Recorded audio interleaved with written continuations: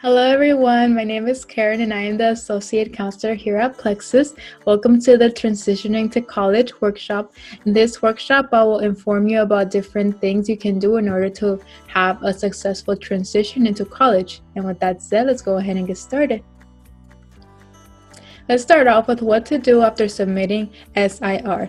If you don't know what an SIR means, it means a statement of intent to register, which is basically a form of letting the university know that you will be enrolling at their university for the term you indicated in the application. One of the things that you can do after submitting SIR is connecting and joining the university's social media platforms. Some platforms that you can go ahead and follow are their Facebook page. You can join their Facebook page as well.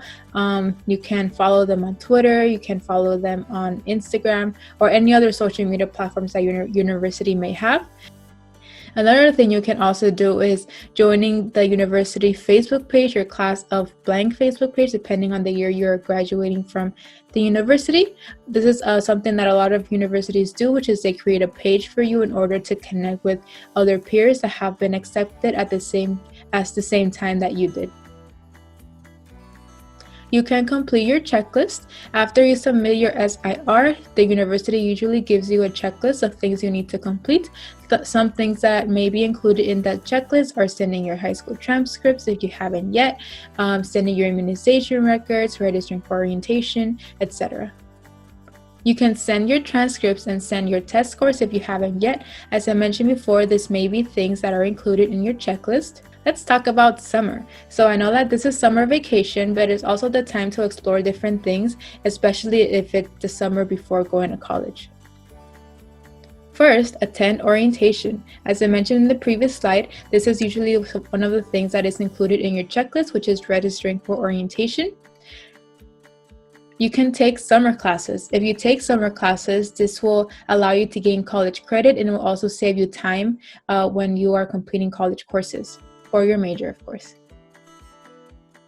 You can explore your university website. By exploring the university website, you can see of the different resources they offer. You can see of different opportunities they offer as well.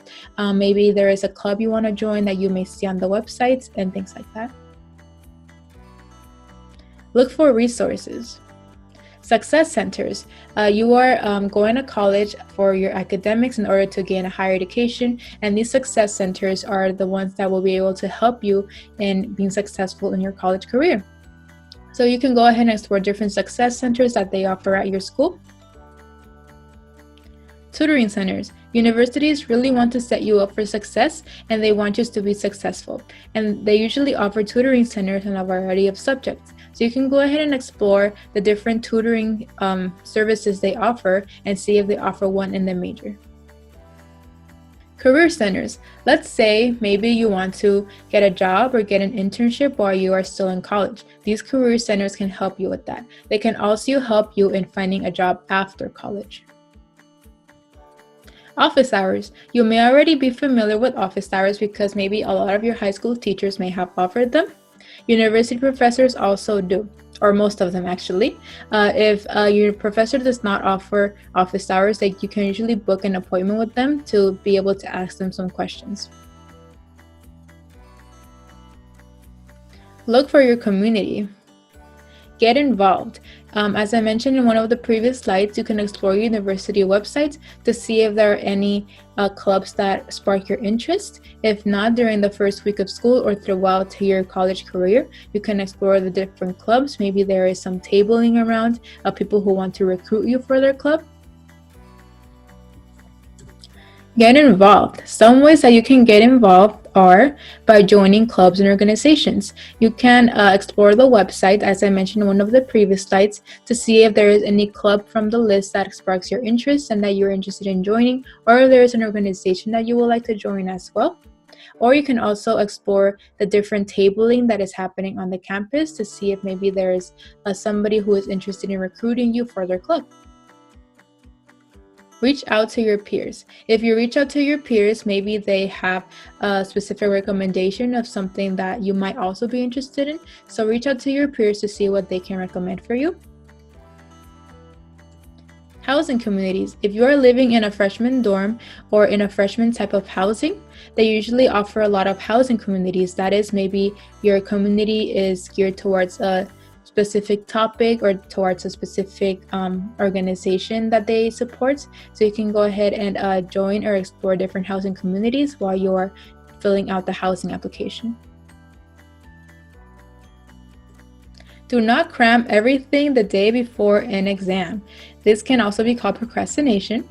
That is, if you study everything the day before an exam, if you haven't even reviewed the material at all, then you're eventually going to forget it and you're not going to be focused enough to be able to take the exam. Take notes on every lecture. You might seem tired of taking notes on every lecture because there is just so much information that professors give to you, or maybe the professor is going too fast or the presentation is going too fast. But just a quick tip for everyone on taking notes is that don't take notes on everything that's on the PowerPoint. If it's a PowerPoint based lecture, just take notes on the important parts, or the important, if maybe a professor says this will be on the exam, so pay attention that you must take notes on that. Do not miss a lecture. I know in college, this might seem so tempting, especially during the last few days, and because you have the freedom to miss a lecture, because in some cases, professors don't even mark attendance, but it's definitely something that I do not recommend, because missing a lecture means you are missing important information. Avoid procrastination. This brings us back to our first point, which is just cramming everything all at once, or cramming all of your assignments all at once and doing everything all at once. It is just not a very good idea because it just stresses you out so much. Find a consistent study space. For example, maybe you enjoy studying at the library, or maybe you will like study at your own personal space, which is your room, where you have like a desk set up right there. So just find a consistent study space because it will help you focus more. And finally, here are some final tips to help you in your successful transition into college. First, we have taking your time. I know that you might be eager to just be getting involved in so many things, but my advice to you is take your time. You do have 4 years, so go ahead and get used to your first few months as being a college student. Use the first months to get used to college life. As I mentioned, you just don't want to cram everything. You might seem so excited of being getting involved, but just use the first months to get used to college life and get used to like the homework and the assignments they give you. Get a job or an internship after you have adjusted. In the beginning, you want to just get adjusted into how your college coursework is going to work.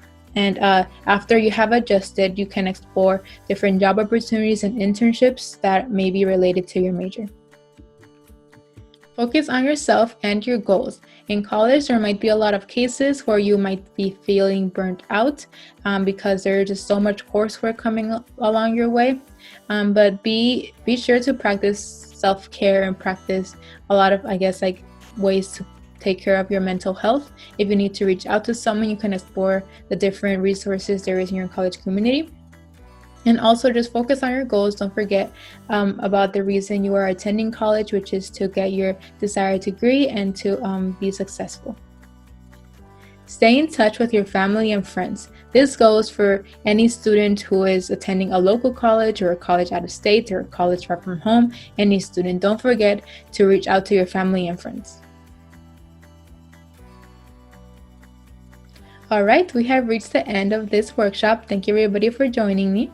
And before I leave, I would like to let you all know to please download our app. If you download our app, you'll be able to receive instant notifications. We will also very much appreciate it if you leave us a rating and a review. We very much appreciate any feedback you all can give us. Chat with my counselor if you have any questions regarding this video, or if you would like to reach out about your journey to higher education. We're always happy to help in answering all of those questions as well. And of course, if you would like to know more about any college readiness workshops, you can explore our Plexus YouTube page called Plexus Social Media. Thank you everybody again, and I will see you all in the next workshop. Bye.